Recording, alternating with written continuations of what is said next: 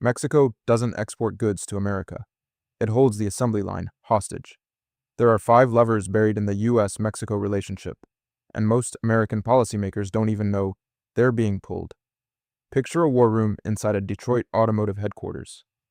It's 6 a.m. Someone just flagged a border closure at Laredo. Nothing dramatic. A customs dispute. 72 hours, they said. By hour 48, the assembly line is down. Not slowing. Down. 1,400 workers. Idle. Because 200 components that cross the border daily, never stockpiled, never warehoused, just in time, always, aren't coming. This isn't a trade war scenario. This happened. This is Tuesday. The question isn't whether the U.S. depends on Mexico. The question is whether anyone in Washington understands which lever Mexico is holding. Before the next border closure makes the answer obvious. Lever 1, the geographic monopoly. This is lever 1. Before we get into the mechanics, here's why this matters to you personally. The reason the car in your driveway costs what it costs, and not thousands of dollars more, is because of a geographic accident the entire U.S. industrial base has quietly built itself around. Mexico sits next to the world's largest consumer market. That's not policy. That's geology. And it's the first lever. Imagine a site selection meeting. A multinational automaker is deciding where to locate its next assembly-adjacent component facility. The spreadsheet has 40 countries. By column 3, logistics cost and delivery time, 37 are eliminated. The remaining 3 are all in Mexico. Here's how it works. Just-in-time manufacturing, lean inventory architecture, requires replenishment cycles measured in hours, not days. A component manufactured in Vietnam takes 28 to 35 days to reach a U.S. assembly plant. The same component from Monterrey, Mexico takes 18 hours. At scale, across over 1,000 component types per vehicle platform, that differential isn't a preference. It's a structural requirement. No other country in the Western Hemisphere has Mexico's combination of proximity, treaty access, and existing industrial infrastructure. Canada competes for some high-value components.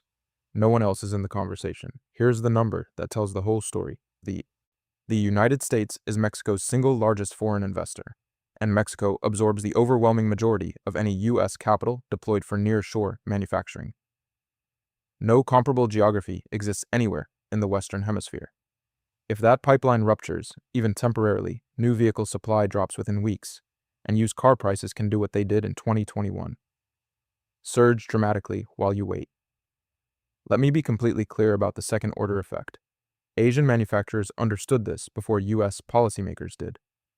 Toyota, Honda, Hyundai. They didn't build Mexican facilities to serve Mexico.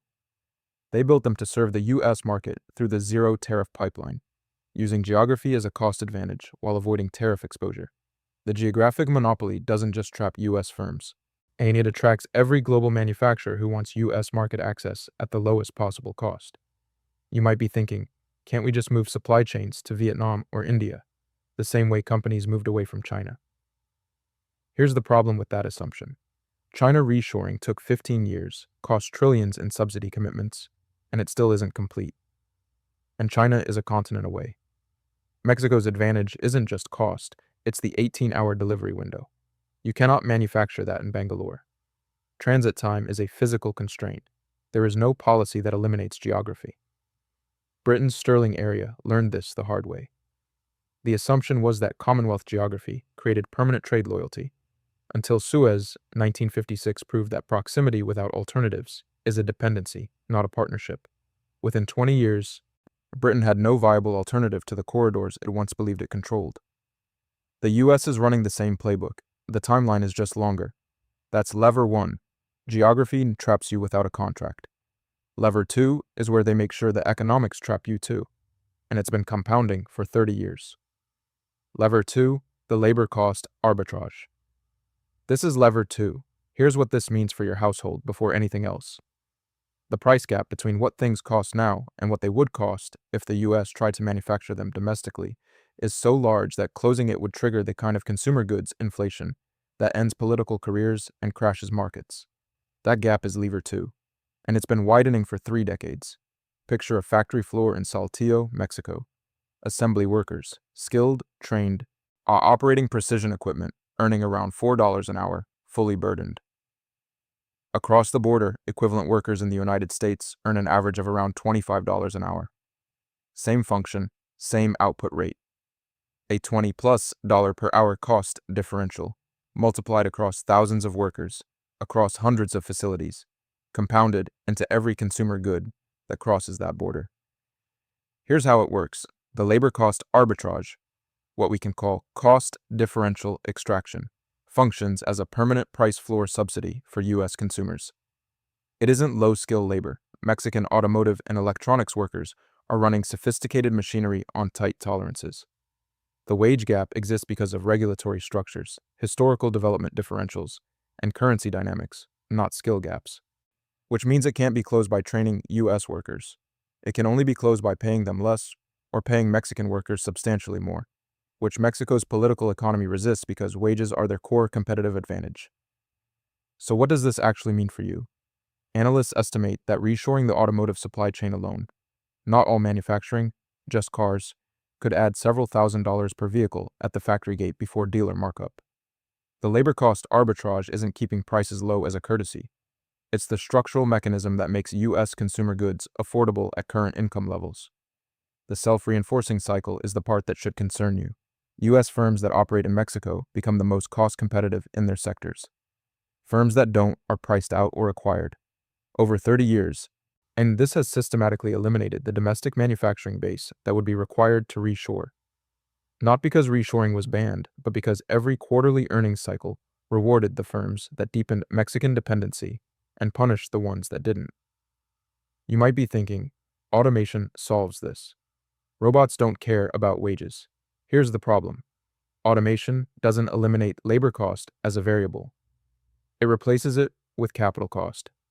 And building fully automated greenfield manufacturing facilities in the U.S.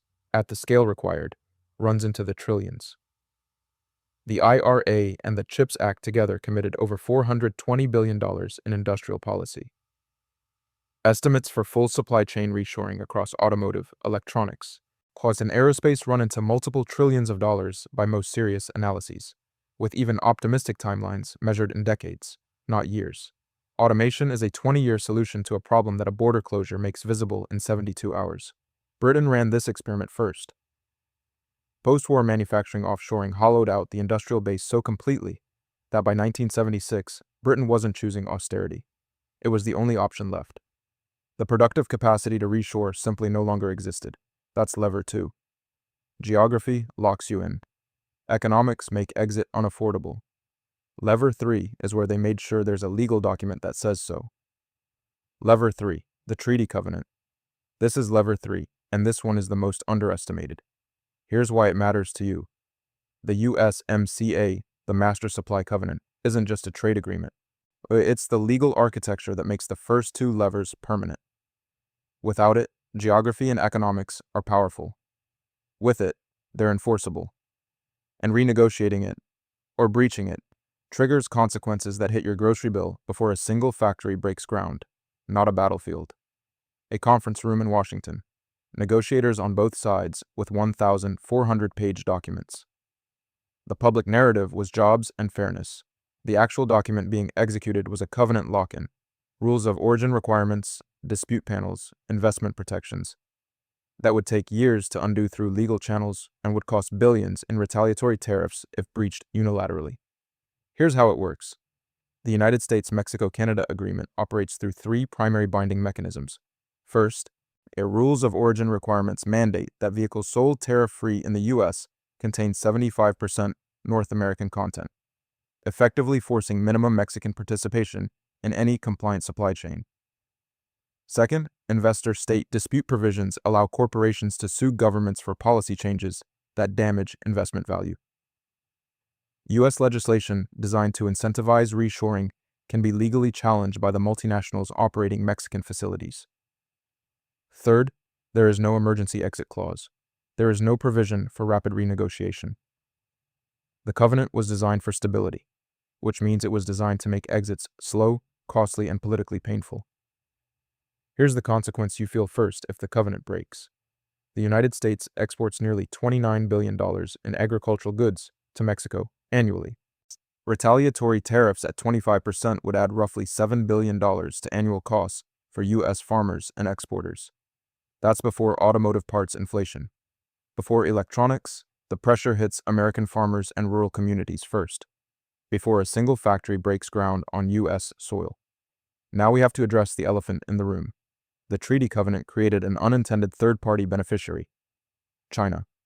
USMCA rules of origin are complex enough that Chinese manufacturers can route components through Mexican processing facilities, add sufficient local content, and export finished goods to the U.S. as USMCA compliant. Mexico has become an access point for Chinese manufacturing to bypass U.S. tariff walls.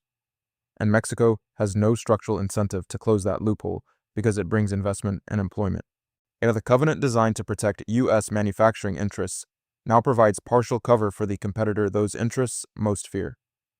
You might be thinking, we renegotiated NAFTA into USMCA once already. We can do it again. Here's the problem. The negotiations that produced USMCA ran from mid-2017 through late 2018, over a year of formal talks, and required legislative ratification in all three countries. The result was a covenant that increased Mexican participation requirements, not decreased them. The renegotiation process deepened the dependency. Covenant renegotiation isn't an exit, it's a refinancing on worse terms. The Bretton Woods system offers the precedent. It was sold as mutual benefit, and it was, temporarily.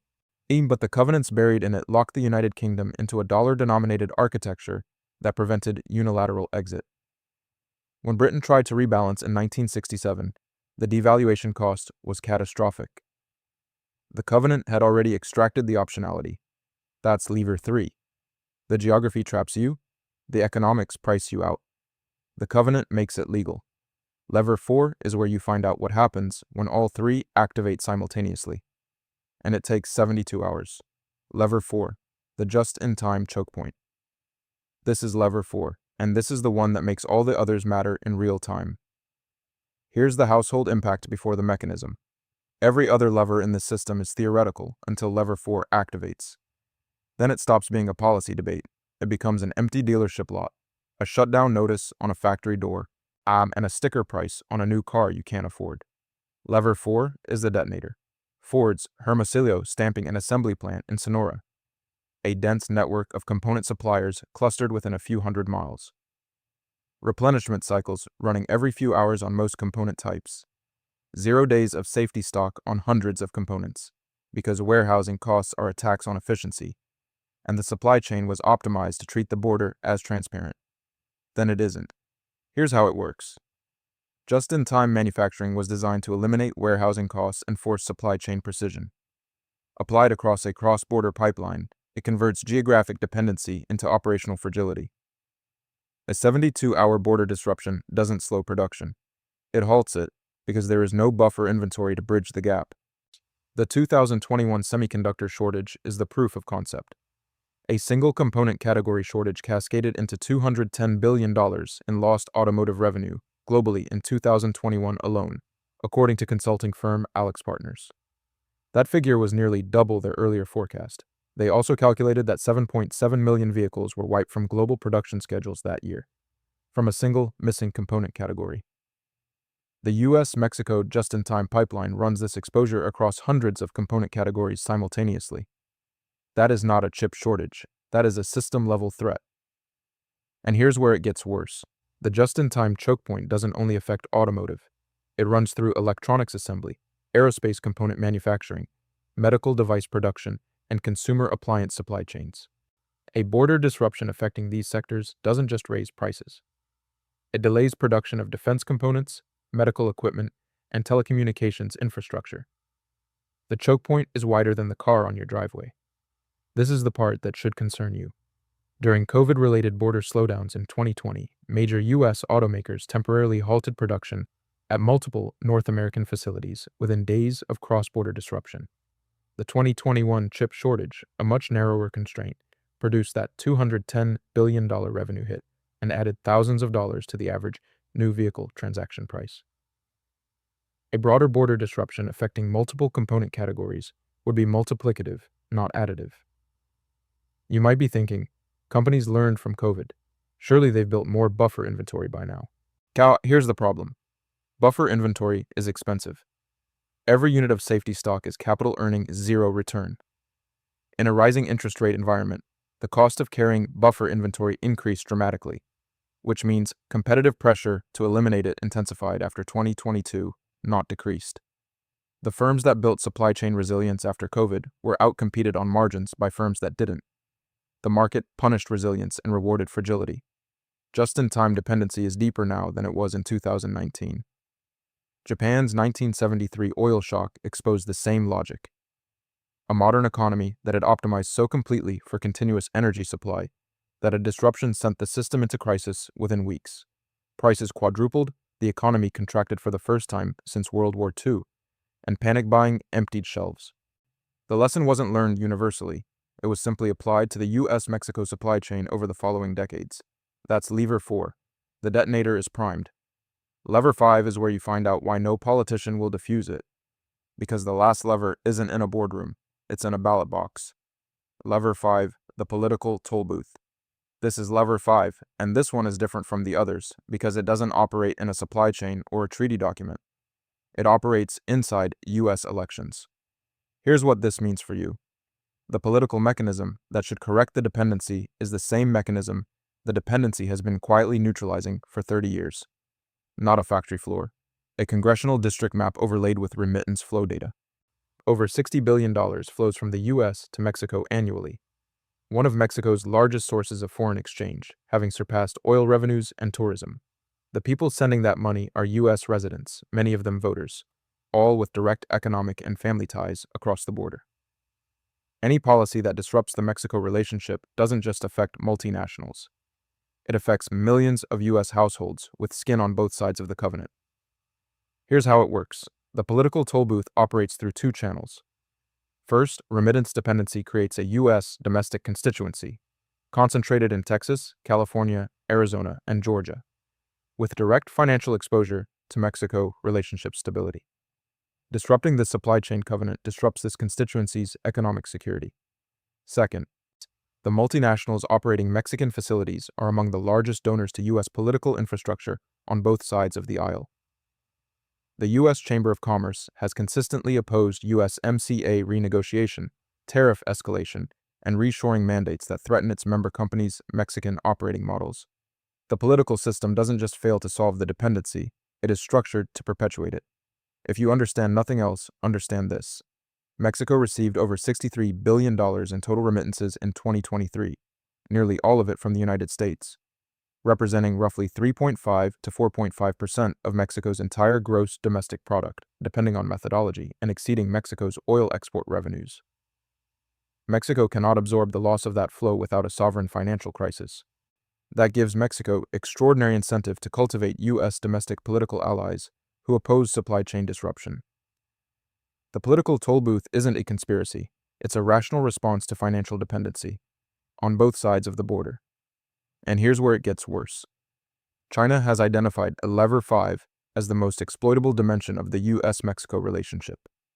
By routing manufacturing through Mexico and building relationships with Mexican state governments, China gains indirect influence over the political constituencies that protect USMCA covenant stability. The toll booth built to protect the US-Mexico relationship now partially functions as a shield for Chinese manufacturing access to the US market. The leverage has been sublet. You might be thinking, strong political will could override all of this. Here's the problem.